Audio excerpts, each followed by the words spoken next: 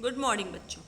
हम प्रत्यय पाठ पढ़ रहे हैं और हमने ये पढ़ा कि वे शब्दांश जो किसी शब्द के पीछे लगकर उसके अर्थ में परिवर्तन कर देते हैं या नवीनता लाते हैं प्रत्यय कहलाते हैं। प्रत्यय का स्वयं का कोई अर्थ नहीं होता, वे शब्दांश होते हैं, अर्थ को बदल देते हैं और हमेशा शब्दों के अंत में लगते हैं। याद क्या रखना है?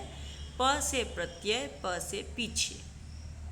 ओके, ये चीज़ आपको याद रखनी है। कल हमने संज्ञा बनाने वाले प्रमुख प्रत्यय पढ़े थे, विशेषण बनाने वाले प्रमुख प्रत्यय पढ़े थे। मतलब कि प्रत्यय जोड़ने से कोई भी शब्द विशेषण शब्द बनेगा, है ना। जैसे अक्कड़ लगाने से भुलक्कड़, ये लड़का तो बड़ा भुलक्कड़ है ना। कमाऊ, ये उनका कमाऊ बेटा था।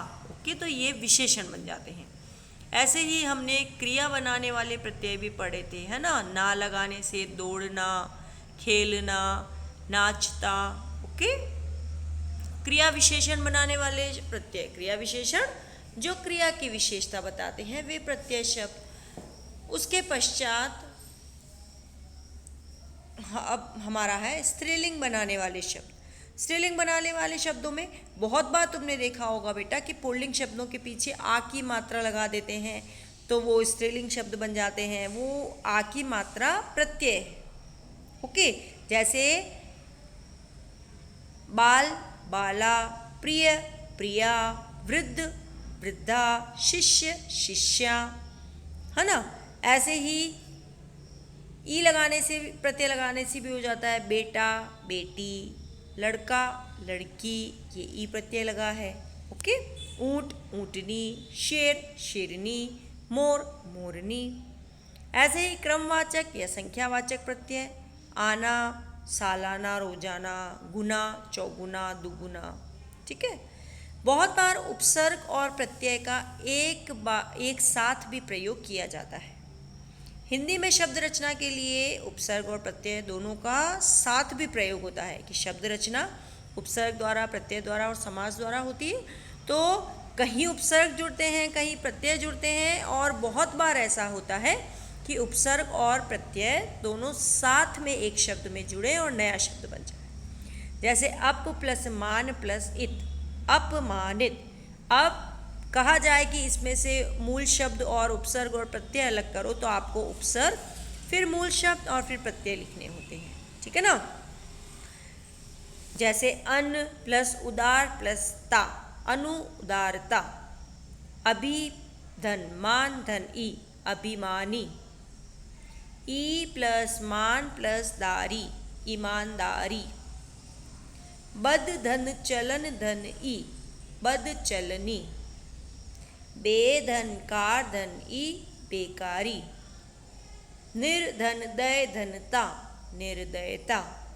परिधन पूर्ण धनता, परिपूर्णता।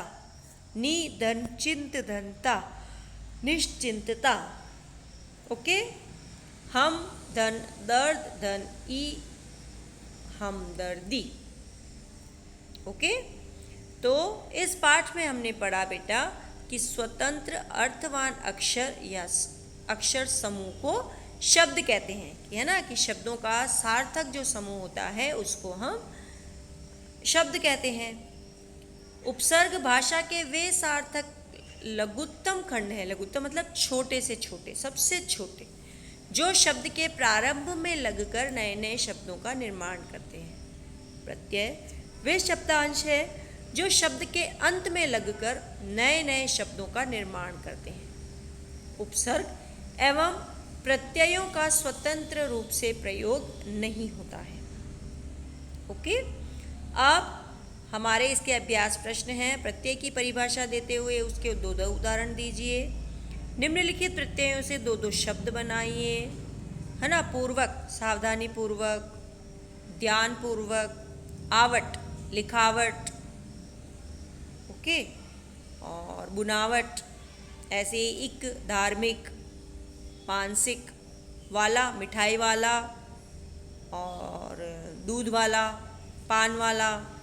त्व, स्वत्व, पशुत्व, मनुष्यत्तर, लघुतर, ओके, गुरुतर, ठीक, बृहत्तर। मान,